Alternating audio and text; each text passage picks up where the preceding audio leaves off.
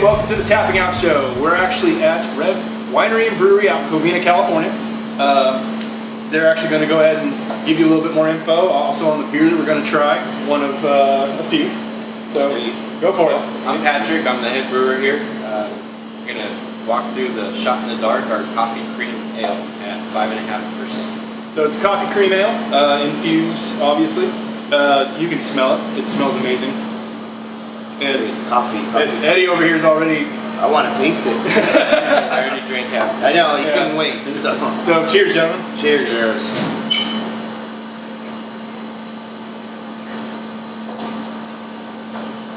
Wow.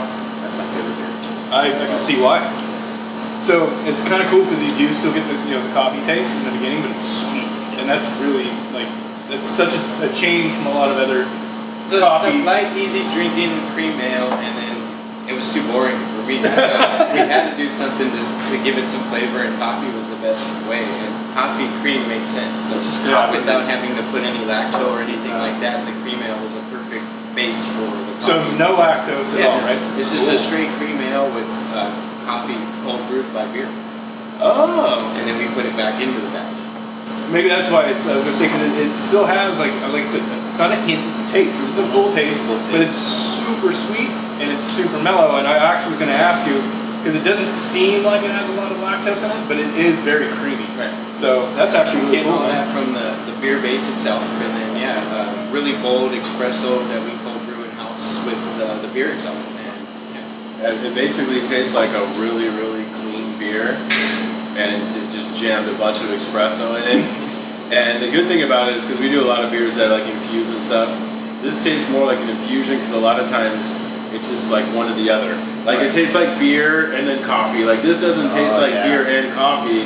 This tastes like beer and coffee together, which, I mean, that should be what it should be like. And the fact that it's this smooth, I mean, it's pretty dangerous if it's got that much coffee. I mean, that's smooth. Now you see why. Dude, I remember one night when we were closing, I was probably working on my fourth wine. I got home, I couldn't sleep. I couldn't sleep. There's full-blown coffee in this. One thing I'll say is, I don't normally like cream beers. They're too creamy for me. Sometimes when they put something on nitro it's too creamy. I like this. I like it a lot. And it's not too creamy. I think maybe the coffee kind of canceled out, maybe the fact that there's no lactose in it or something. But usually cream beers, it's that cream in the end, that kind of overpowers it. To me, this is super clean, almost like a pale ale or something like that. But it's super sweet And, too. it's a perfect blend. I definitely like this beer a lot. our O Snap, which is our Kölsch beer, we do things a little differently with colors. So there's some tint to this one. Kind of plays a little mind game. You're going to think it's a little more darker, maltier than it is, but still finishes nice and light like a Kölsch should. So this is our 5% easy drinking summer. Okay. That took off really well, and we're keeping it year round. What is the main? Because I know that some Kölsches are very hot forward, but some of them are also very honey forward, stuff like that. Besides there's a basic grain bill, and this beer got its name O Snap because we only use snap hops. So snap hops is a 3%, very low alpha acid, very low hop. That's got a lot of gingerbread characteristics, and aromas and things like that. However, being such a low acid content, you don't really get a lot of that. It's more of a perfect balance with the flavor and then also the crystal malts. You guys talk too much, can I Smells. Cheers. Cheers. It smells super good too. Cheers and cheers.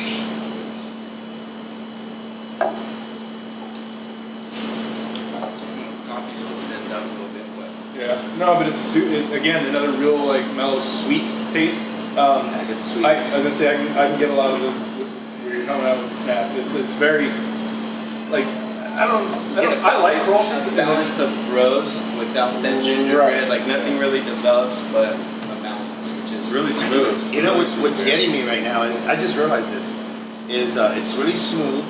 There's a sweetness to it.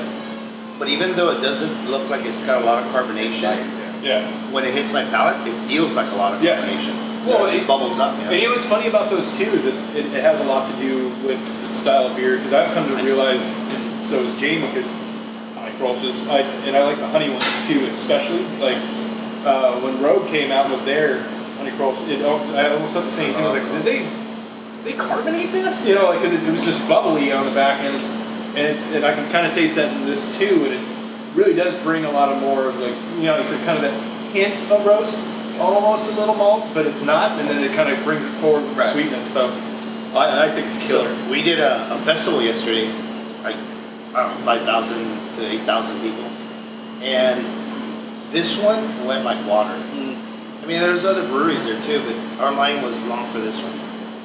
It was a hot day. Surprisingly, so, I think it's because I'm a brewer, like looking for the next best thing always. Right. The light basic beers, I'm always like, it is what it is. It's light. And that's mind you, coffee cream. we always argued about the whole. We gotta go light on the beers. We gotta go light on the beers. It's like go big or go home. Right. Right. So when I started, I was at. I didn't believe in anything under 8%. And that's why we love you. Right. So then we kind of, as the business moved forward and things Some like people that, want to drink 5%. 5%ers, and then you have the new people you need to introduce to malt and hops and things like that. So we toned them down, and then this is one of the ones that just came out solid at 5%. So once again, just an easy drink. Trust me, he was fighting his urges to make it 5.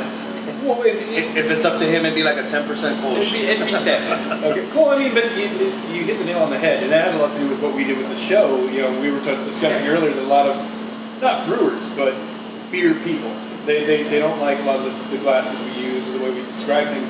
But this stuff, like especially beers that are a different style than we'll just use IPAs or lagers or whatever's popular at the moment. If you can get the taste, you can encourage people to try other things to go more alcohol, more hops. If you're obviously you're not acquired an IPA yet, you can't start there. I mean, so if you can get past the blonde into a pale or something of that nature and start developing, I didn't know that bitterness was crisp and dry. I liked it.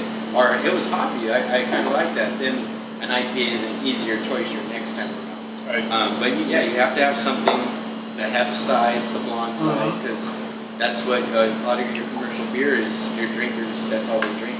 Well, what I would say about this beer is it's really light, and you got a lot of flavor into it. And normally, to get we all drink a lot of beer, right? To get a lot of flavor in a beer, normally it's got to kick your ass, right? And it's maybe sometimes like he likes the darker stuff. And for me, it's hard for me to choke some of this stuff down. Like my body's just not. And so whenever a beer can be smooth like this and have flavor, like the last two that we did, you did an awesome job. And you know, even if you don't like the flavor, the fact that you snuck it in there, and it doesn't have to be super thick like chocolate milk, or the alcohol content's at 11%. Right? You know, and because like you said, there are people like that just don't want to or can't handle 99%. I mean, we do it because we love go to it. a beer event during the day and you drink double IPAs all day, you're not going to make it home. Yeah. You got to speaking from experience. We've done plenty of beer fests where I'm working and drinking, and there's another session. I'm ready for a nap, and now I know. Wait for the second session. You can drink the big beers then. Now's the time to appreciate the 3.5%, 4%, 5% beers. Is during the day when it's nice and hot. They don't kick your butt, and you're ready to enjoy something. And I'm not an IPA drinker heavily, but I really Saisons and sessions, especially for festivals. That's my go-to now because of the fact you can. Right, Saison at 5 or 6% really won't kick your butt. At the end of the day, like a 6.5% IPA would start too. But yeah, no, definitely you need those lighter beers to kind of make it through. Or some people just aren't there yet with the malt bills and the hot bills. So we're on to the next one. Once again, our play on color. This is our black Saison Mustafar, 6.16%. A little Star Wars theme going on with some of our beers. But yeah, bold Saison with a dry hop on it, and then you get some roast to kind of balance it all out and keep the spicy citrus characters alive.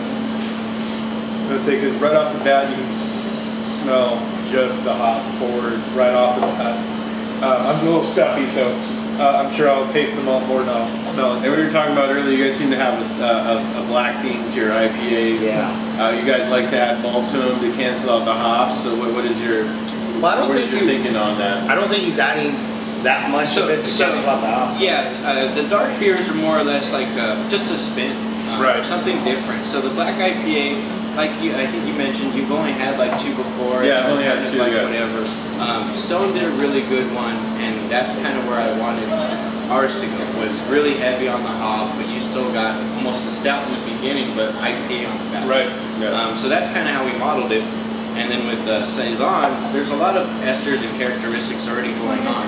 So just, it's not a lot of black malt in the beer, a lot of chocolate or anything, but just enough to kind of bring I don't know, a complementing balance to the hops and the spices. Well, I was almost kind of thinking because we'll use any other Saison style, and, you know, you got hop really dry. I almost think that the maltiness kind of just like, kind of gives it like, like a carry-on flavor that where that's not like a 1, 2, Right. like, And then try it out. I originally got this idea because we had a French Saison and then our chocolate stout, and one of our servers actually blended it. And Oh, it was really? Our chocolate Frenchie, our chocolate Frenchie, and it actually was really good, and customers actually started ordering. So then I was like, well, why not just make one already made so we don't have to blend it in a cup? And yeah, we like it so far. It's done so well. We've had it, what, 4 months now? I think we released it. So it's pretty new for us. The Lord Vader's been around a lot longer. Right. And definitely kind of started the theme. And is this bottled and out to the public like the This Lord one Vader? is bottled and out to the public. So yeah, so our hop solo, it's all Citra, Pale Ale, 6.4%, easy drinking, all Citra. And that's what you smell right off the bat, Yeah, right. all Citra. That's a little strong for a pale ale. That's good. Yeah, But you that's see- another thing too. So it's an extra pale ale. Okay. You know, it's funny, he actually had his first XPA. He was like, what's the X for? I was like, really? It's another percentage. Yeah, I was wondering. I mean, I was still gonna try it, but I was like, what is the X? You get a fruitiness on the nose. No, without you even do. trying it. Yeah, well, that's what I'm saying. You can smell the hop like right off. It's gorgeous. And that's the one good thing about craft brewers is all these interpretations of a Citra Pale Ale, you have another one and another one and another one that they're all different. And as much as it's all Citra and all Turo and not much in it, you get, that's the great thing about the different artists making these things, is you get their interpretation. Well, in a good way, we'll even talk about the hop aspect of it. So we all know where clusters are famous for. There's a reason why it has a very specific taste. There's a couple beers that have that taste to it. We've had 2 breweries. One was what's the one that does hop lava? Double Mountain, and they did clusterfuck, and it tastes like IPA meets a pilsner, and it was amazing, and I loved it. We had another one from a completely different brewery, almost the exact same concept, right? It's a pale ale done with cluster hops. Cluster hops are the American hops. That's what pilsners and light lagers are made from, and it tastes like the beers that we're not going to talk about again. The American beer style, and me and him were like, no. It's just, and that's what I love about, like you said, the craft beer concept is that taste does carry into different aspects of it, and it is someone else's interpretation. Exactly. So as much as we didn't like the other one, and yes, it did taste like a PBR or whatever, you know, like but that was his interpretation of it, and that's what he wanted it to taste like, and somebody likes it. So that's another big thing with our show too is that we like sharing ones that have hype, but we also like sharing, especially local stuff because it's easy for us. But you know, how many people outside, you know, the beer industry will use the brewery? Okay, if you don't live in DC or California, unless you're a beer connoisseur, the craft beer connoisseur, that's not it. And they're one of the biggest things right now. You know, like, but most people don't know that. Right. And it's kind of cool to show people like, yeah, if you're into a style of beer, that doesn't mean that you're gonna love everything. And someone else might have a different interpretation on exactly that style. Yeah, you might not like mine, but go next door and have their Right. same version of it and enjoy it a little more, vice versa. Two, it's at your stage, there's so many styles of beer for a reason because there's not just one for everyone. Right. And that's the cool part about it is it's endless, and all the new hops and all the new dry hop combinations and techniques and everything like that are just changing the game, and the new hype with like juice bombs and the New England IPAs and things like that. I thought that was going to die a year ago, and it's still going strong, and it's just a constantly changing market. And then you got breweries that doing them weekly, and you're starting to see them plateau because it's starting to all taste the same. But you have new breweries. I just realized something. Distinguishing, making new differences because of what that other brewery did and plateaued at. They're able to keep going. Yeah. So once again, it just keep pushing us further into the industry. That's kind of cool. I just realized we're kid friendly, by the way, and that's our next brewer there. A brewer in training. That's their apprentice at the moment. Yeah, junior. Finally got junior. Madden Stone. Madden Stone. You're doing. Remember their name. It's going to be known in the beer industry.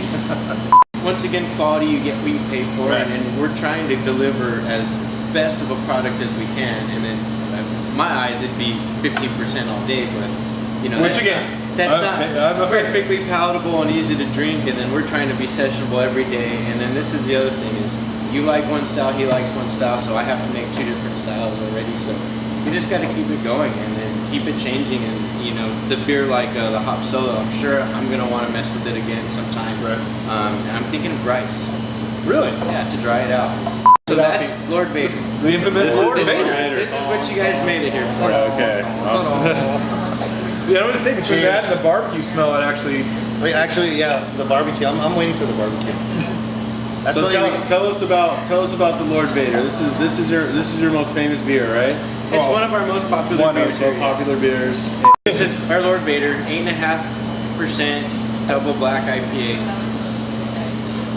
I always notice that it takes me about 3 sips, and every sip I take, the levels change. It gets more expressive. Yeah, it's complex. The But you know dark, what's funny, the like- dark malt's opening up with a little bit of warmth allows the hops to breathe or come through a little bit more. Too, when it's really cold, you just get like the dry hop. Right.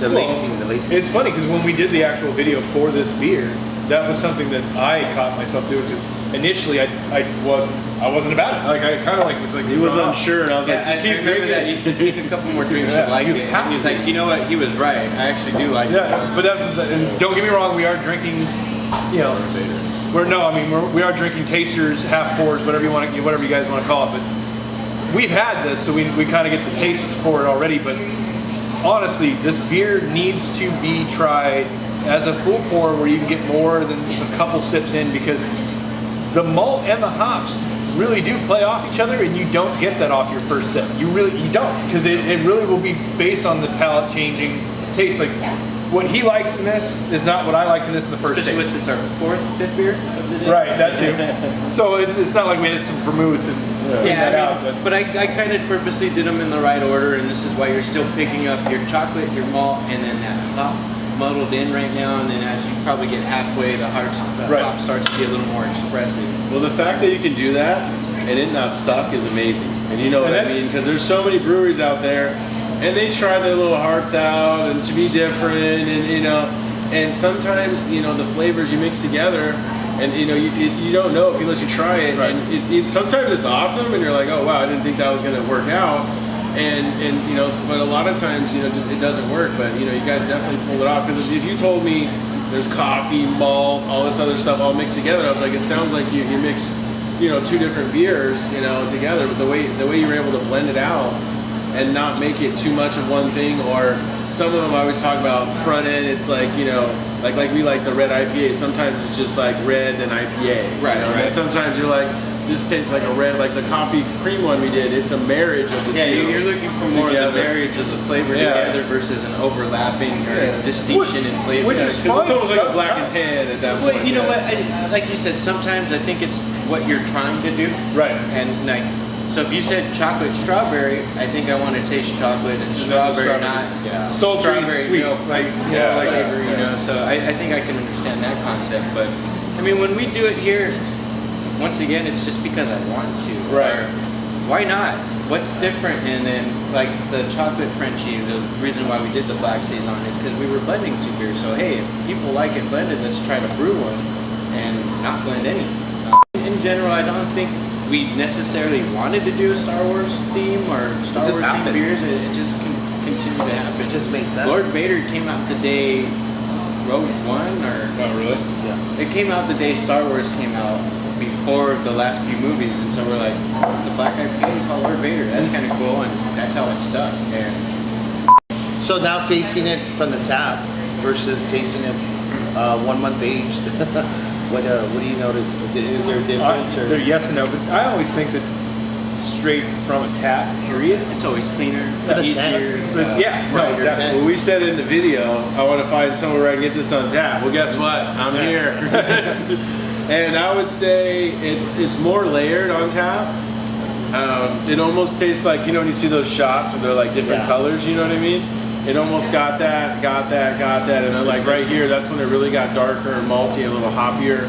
And you know, out of the bottle, maybe this is the way it settles, the way it sit or whatever, but I would definitely say probably better interpretation of what you were trying to get across. Well, not only that, but you know, coming straight from the tap. Fresher product, you get a little more from it than you do at the end, because at the very end of this, when the hops do fall off, you're just drinking almost the same. Right. Well, and that's the thing too, that, you know, you use depending how you set up your lines and all that stuff, you know, the carbonation that was literally in that bottle that we had was a month-old bottle that we had, and that's what was carbonated based on sugars, and you know, we're not going to get into that because I'm not that intelligent with brewing. But at the same time, getting it straight from a cask or a keg from a line, the way you guys have it set up, the way you like the way it's tasted, gives it a better interpretation of exactly what we were looking for. And I'll be honest with you, I like this better than the one that we had at the bottle. Again, my bad for keeping it for so long. But that's good. You know what? I personally believe in making a beer seltzer. Right. I have a fresh blind pig in my fridge. However, it's not fresh anymore because it's about 3 months old. And I know Natalie would hate me if she heard me say that, but I want to see what it tastes like a month, 2 months, 3 months old, because I've had it fresh. I've had it a day old. I've had it off tap, and it's beautiful, amazing. But how does it age? We put a lot of hops in our beers, so I want to see how far it can actually potentially be aged in a certain extent. That way we can give you a good shelf life. Right, and this one goes back to Eddie's point, is beer is turning like wine. I've said this a couple times because, you know, we like craft beer and everything, but you see how people, you know, just like we like Star Wars, but then there's Star Wars fans that take it to that whole nother level. And we have craft beer friends. Never opened it. Right. Yeah. And we have craft beer friends that are the same way, and you can see how it's turning into that way because we're doing vintages. Like I was just at Coronado Brewery, and I just had their 21st anniversary, and I was like, dude, I like the 17th anniversary, I like the 18th, I like every year. But having it at the brewery was so fresh, I was like, this is dangerous, you know, because it's an 8.5er, and you just feel like you can drink it like water, you know. And the ones that we've had, who knows how long they sat in the bottle, and it's a little different. They're all good, but it's totally different. Long Beach Homebrewers Club. Yeah, cover that. I know. That's the bottle they put in. Come on in, don't be shy. Homebrewers like to recycle and repurpose. I like this, and I've done that plenty of times homebrewing. I bought the bottle, why not reuse it? Right. So 2 years ago, they took one of our Cabernet barrels, and they decided to make a Flanders. And this is from the Long Beach Homebrewers Club. They brought it last week. I have not tasted it. Oh wow. And this is the only bottle we have, obviously. I'm sure they have more. So, as you can see how special this is here. And yeah, explain this to us again a little bit. One of the guys from Long Beach Homebrewers Club comes to us 2 years ago, and through Instagram, and we hooked up, and then he came over and says, hey, I'd like to make, our group would like to make a beer in one of your barrels. So I said, yeah, I'm all about it. I like sharing my barrels. I don't sell my barrels, I load them out, and they come back home eventually. That's awesome. So I had just bottled Cabernet, so he took it, and they made a Flanders. They made actually, there's 4 barrels, but they actually made 4 beers, different wine barrels. But this is the Flanders that he brought. This is a 2-year-old. 2 years? 2 years, so cheers. Cheers. I figured it'd be perfect time to share. And this is my Cabernet. And I think that's the big thing about us is it wasn't business in the beginning for us, and it still isn't today, except for the fact that we have to keep the lights on. But like he said, like there's 4 different breweries right now that have our wine barrels in their facilities, and they're using them. And I think it's cool because 5. We just had another brewery owner, Malo, and then yesterday we had a brewery owner from San Diego, big brewery. They actually were tasting, sampling our beer, give us some good input. Love 3 of the beers, and he says, "Can I buy those barrels?" And I was going off to a festival. I was supposed to be at a festival an hour ago. And I go, no, you can't buy them, but I'll loan them to you. You can use them, and I get them back after you're done, 2, 3, 4 years, whatever it takes. He's like, dude, I've never heard of such a thing. And the payment he wants is a beer. I want some beer. He just wants to try what comes out of it. Right. I think personally that's what makes this like all better. And then these aren't professional brewers. This is a club working together for the passion. So the same reason why he made it out of his garage, the same reason I made it out of my garage. And this So there's no wine in this at all. No, it's just the wine barrel. It tastes like a blend. You are getting wine because you do get what extracts from the French oak. You switch liquids on top of it in the wood. still and you cut get in the barrel. double berry. Like the devil's cut and all that fun stuff. Yeah. No, because the reason why I asked is because, and just like I was telling you, normally when you barrel stuff in wine, for me, wine and rye. There's usually a 50% chance I don't like it. I don't know why. I still try it, right? But dude, this is awesome. Yeah, and the funny thing is the way it is, it tastes like, because I like beer and wine, it tastes like both of them at the same time, but not in a bad way where you just feel like some asshole poured beer and wine into a cup, right? Well, not only that, but it still has like a kind of a salty, sour taste to it. It's not so much hit on the Flanders, but a solid, clean sour along that line. And that's not his thing either. And that's why I was tripping out that he likes it. I think I'm missing a little bit more of the malty sweetness, but this is definitely very clean, very get the dry, sauce. and acidic. The acidity isn't overwhelming, but it's there. It's kind of gozy, sour, salty. I mean, it's a good taste.